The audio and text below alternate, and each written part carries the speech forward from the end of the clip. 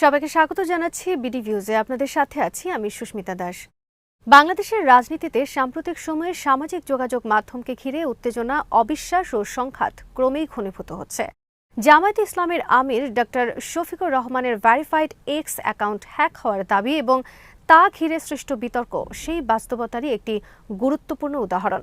আপাতদৃষ্টিতে এটি একটি সাইবার অপরাধের ঘটনা মনে হলেও এর গভীরে রয়েছে আদর্শিক রাজনীতি, নারীর সামাজিক ও কর্মজীবনের প্রশ্ন, নির্বাচন পূর্ব রাজনৈতিক মেরুকরণ, রাষ্ট্রীয় প্রতিষ্ঠানের নিরপেক্ষতা এবং ডিজিটাল যুগে রাজনৈতিক দায়বদ্ধতার সংকট।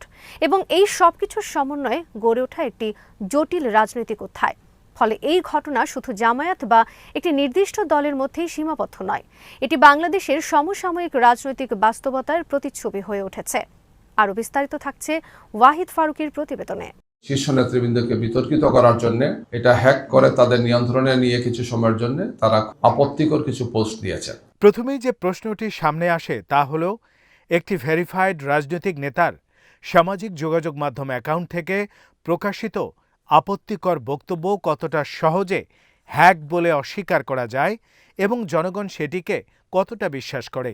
জামাত ইসলামের পক্ষ থেকে দাবি করা হয়েছে ডক্টর শফিকুর রহমানের এক্স অ্যাকাউন্টটি একটি সুপরিকল্পিত ও ষড়যন্ত্রমূলক সাইবার হামলার শিকার। দলের নেতারা একটি নির্দিষ্ট সময়রেখা তুলে ধরে বলেছেন, শনিবার বিকাল 4:37 আপত্তিকর পোস্টটি দেয়া হয়। এরপর 5টার দিকে তারা বিষয়টি টের পান এবং সঙ্গে সঙ্গে সাইবার টিম সক্রিয় হয়। পাসওয়ার্ড পরিবর্তনের চেষ্টা করা হয় এবং অল্প সময়ের মধ্যে অ্যাকাউন্টের নিয়ন্ত্রণ পুনরুদ্ধার করা সম্ভব হয়। এরপর বিবৃতি দেয়া হয় এবং রাতে থানায় সাধারণ ডায়েরি করা হয়। এই ধারাবাহিকতায় বর্ণনার মাধ্যমে জামাত মূলত বোঝাতে চেয়েছে যে তারা বিষয়টি গোপন করেনি এবং এটি ছিল একটি গভীর রাজনৈতিক ষড়যন্ত্র।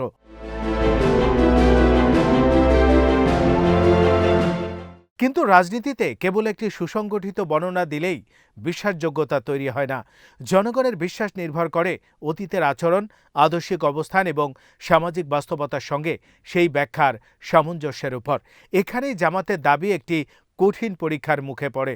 দলটির রাজনৈতিক ইতিহাসে নারীর ভূমিকা ও অধিকার নিয়ে রক্ষণশীল অবস্থান দীর্ঘদিন ধরে দেখা গেছে। তার আলোকে অনেকেই এই আপত্তিকর পোস্টটিকে জামাতের আদর্শিক ধারাবাহিকতার অংশ হিসেবেই দেখেন। ফলে হ্যাক ব্যাখ্যাটি তাদের কাছে স্বাভাবিক বা গ্রহণযোগ্য মনে হয়নি। এই মনস্তাত্ত্বিক প্রেক্ষাপট অত্যন্ত গুরুত্বপূর্ণ, কারণ রাজনীতিতে জনগণের প্রতিক্রিয়া কেবল তথ্যের উপর নয়, বরং দীর্ঘদিনের অভিজ্ঞতা এবং ধারণার উপর দাঁড়িয়ে থাকে। আমাদের গভীর আশঙ্কা যে এগুলোর সাথে বিশেষ একটি দল বা তাদের সাইবার টিমের চক্রান্ত এবং ষড়যন্ত্রকারী ব্যক্তিরা জড়িত আছেন, আমরা সেটা মনে করছি। এই বিতর্কে নতুন মাত্রা যোগ করেছে বাংলাদেশ জাতীয়তাবাদী ছাত্র দলের প্রতিক্রিয়া। ছাত্রদলের সাধারণ সম্পাদক নাসির উদ্দিন নাসির প্রকাশ্যে বলেছেন, একটি ভেরিফাইড এক্স অ্যাকাউন্ট হ্যাক হলেও প্ল্যাটফর্মের নিজস্ব নিরাপত্তা ও রিকভারি ব্যবস্থা রয়েছে এবং সেখানে কয়েক মিনিটের মধ্যে দায় এড়িয়ে যাওয়ার সুযোগ নেই। তার এই বক্তব্যে প্রযুক্তিগত যুক্তির পাশাপাশি রাজনৈতিক ইঙ্গিত রয়েছে। তিনি দাবি করেছেন, ওই পোস্টে মূলত ডক্টর শফিকুর রহমানের আল জাজিরাকে দেওয়া আগের বক্তব্যেরই ব্যাখ্যামূলক রূপ, অর্থাৎ এটি কোনো হঠাৎ বহিরাগত হ্যাকার তৈরি করেনি, বরং আগে থেকেই প্রকাশিত চিন্তারই প্রতিফলন। এই যুক্তি জামায়াতের অবস্থানকে আরও দুর্বল করে, কারণ এতে মনে হয় দলটির বিতর্কের মুখে পড়ে দায় এড়ানোর জন্য হ্যাক অজুহাত ব্যবহার করছে। এই যে শুধুমাত্র আমির জামাতের এই টুইটার অ্যাকাউন্টই নয়, একই সাথে আরেকটি ফেসবুক পেজের কন্ট্রোলও তারা নিয়েছিল। এই পর্যায়ে একটি গুরুত্বপূর্ণ বিষয় বোঝা জরুরি। বাংলাদেশে হ্যাক শব্দটি এখন আর কেবল প্রযুক্তিগত ঘটনা বোঝায় না, এটি রাজনৈতিক ভাষার অংশ হয়ে উঠেছে। অতীতে বিভিন্ন রাজনৈতিক নেতা বা দল বিতর্কিত পোস্ট বা বক্তব্যের পর এই শব্দটি ব্যবহার করে দায় এড়ানোর চেষ্টা করেছেন। এমন ধারণা সমাজে ব্যাপকভাবে প্রচলিত। ফলে প্রকৃত হ্যাকিংয়ের ঘটনাও অনেক সময় সন্দেহের চোখে দেখা হয়। এটি একদিক থেকে প্রকৃত সাইবার অপরাধের গুরুত্ব কমিয়ে দেয়, অন্যদিকে রাজনৈতিক বিশ্বাসযোগ্যতার সংকট আরও গভীর করে তোলে।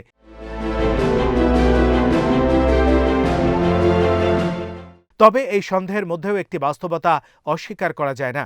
ডিজিটাল যুগে সাইবার আক্রমণ একটি বাস্তব ও গুরুতর হুমকি। বিশ্বজুড়ে রাষ্ট্রপ্রধান, মন্ত্রী, কূটনীতিক এবং বড় কর্পোরেট নেতারাও হ্যাকিংয়ের শিকার হয়েছেন।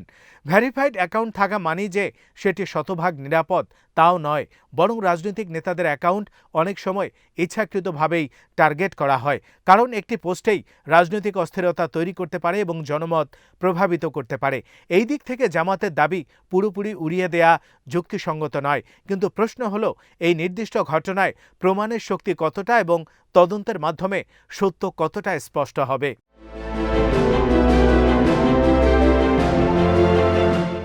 এই ঘটনার কেন্দ্রবিন্দুতে রয়েছে নারীর সামাজিক ও কর্মজীবনের প্রশ্ন।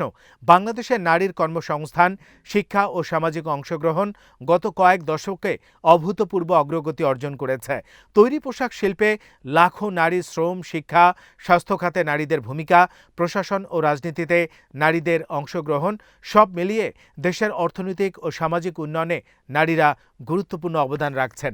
এই বাস্তবতায় নারীদের কর্মজীবনকে নৈতিক অবক্ষয় বা পতিতাবৃত্তির আরেক রূপ হিসেবে আখ্যা দেয়া শুধু নারীদের মর্যাদাকেই আঘাত করে না, বরং দেশের উন্নয়ন যাত্রার একটি বড় ভিত্তিকেও প্রশ্নবিদ্ধ করে। তাই এই ধরনের মন্তব্য তীব্র সামাজিক প্রতিক্রিয়া সৃষ্টি করেছে।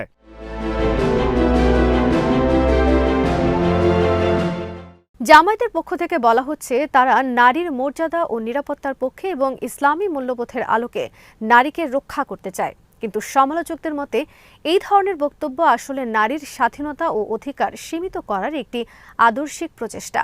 ফলে এই বিতর্ক কেবল একটি পোস্ট বা একটি অ্যাকাউন্ট হ্যাকের মধ্যে সীমাবদ্ধ নেই।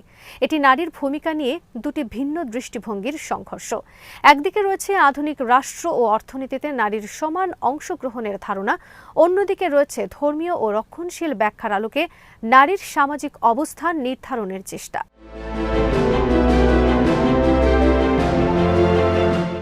এই ঘটনার আরেকটি গুরুত্বপূর্ণ দিক হল নির্বাচন পূর্ব রাজনৈতিক উত্তেজনা।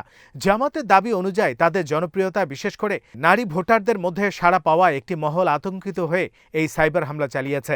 এই দাবি সত্য হোক বা না হোক, এটি রাজনৈতিকভাবে তাৎপর্যপূর্ণ, কারণ নির্বাচন যত ঘনিয়ে আসে রাজনৈতিক দলগুলো তত বেশি সংবেদনশীল হয়ে ওঠে এবং প্রতিপক্ষের ছোট ভুলকেও বড় করে তুলে ধরার প্রবণতা বাড়ে। সামাজিক যোগাযোগ মাধ্যম এই রাজনৈতিক লড়াইয়ের প্রধান ময়দান হয়ে উঠেছে, যেখানে একটি পোস্টেই ভোটারদের মনোভাব প্রভাবিত করতে পারে।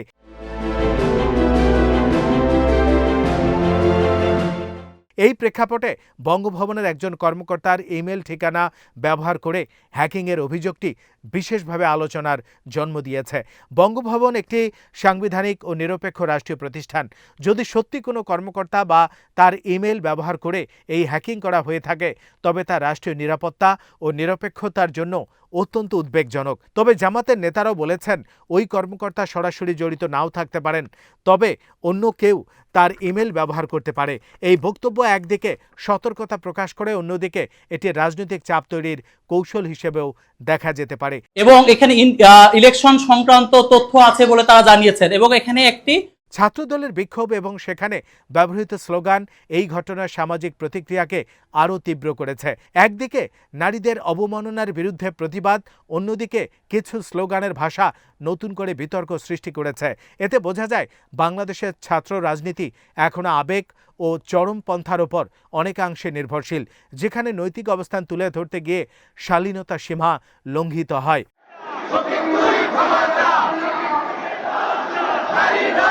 তবে জামাত নেতারা অভিযোগ করেছেন, গত কয়েকদিনের সারা দেশব্যাপী বিএনপি নেতাদের নারীদের উপর নির্যাতন, বিশেষ করে ছাত্রদলের হাতে সাভারে নারীর হত্যার ঘটনা এবং নানা শ্লীলতাহানির ঘটনায় তারা জামাতের বিরুদ্ধে এই অপপ্রচার চালানোর প্রচেষ্টা চালিয়েছে।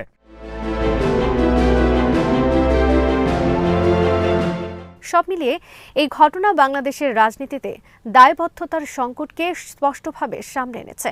সামাজিক যোগাযোগ মাধ্যমে দেওয়া একটি বক্তব্যের দায় কে নেবে, কিভাবে নেবে এবং কোন প্রক্রিয়ায় সত্য উদ্ঘাটিত হবে, এই প্রশ্নগুলোর পরিষ্কার উত্তর এখনো প্রতিষ্ঠিত হয়নি। তদন্ত ছাড়া কোনো পক্ষের দাবি চূড়ান্তভাবে গ্রহণযোগ্য হওয়া উচিত নয়। কিন্তু বাস্তবে দেখা যায় তদন্ত শেষ হওয়ার আগেই জনমত বিভক্ত হয়ে যায় এবং রাজনৈতিক অবস্থান শক্ত হয়ে ওঠে।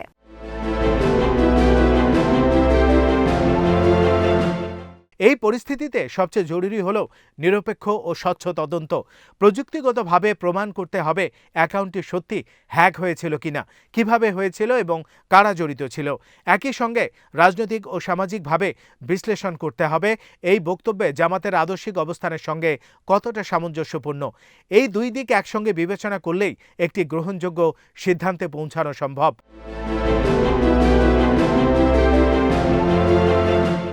শেষ পর্যন্ত বলা যায় জামাতে ইসলামের আমিরের এক্স অ্যাকাউন্ট হ্যাক হওয়ার দাবি ও তা ঘিরে বিতর্ক বাংলাদেশের সমসাময়িক রাজনীতির একটি প্রতিচ্ছবি। এখানে প্রযুক্তি রাজনীতির অংশ হয়ে উঠছে, আদর্শিক দ্বন্দ্ব ডিজিটাল প্ল্যাটফর্মে প্রকাশ পাচ্ছে এবং বিশ্বাসযোগ্যতার সংকট আরও গভীর হচ্ছে। এই ঘটনা প্রমাণ করছে যে ডিজিটাল যুগে রাজনীতির প্রতিটি শব্দ ও পোস্ট আগের যে কোনো সময়ের চেয়ে বেশি গুরুত্ব বহন করে, আর সেই গুরুত্বের সঙ্গে দায়িত্বশীলতা ও স্বচ্ছতা না বাড়ালে ভবিষ্যতে এমন সংকট আরও ঘন ঘন দেখা যাবে।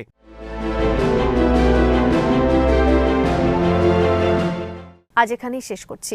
সবাই ভালো থাকুন, সুস্থ থাকুন আর দেখতে থাকুন বিডি ভিউজ। চ্যানেলটি ভালো লাগলে সাবস্ক্রাইব করুন, সংযুক্ত থাকুন আমাদের ফেসবুক পেজে।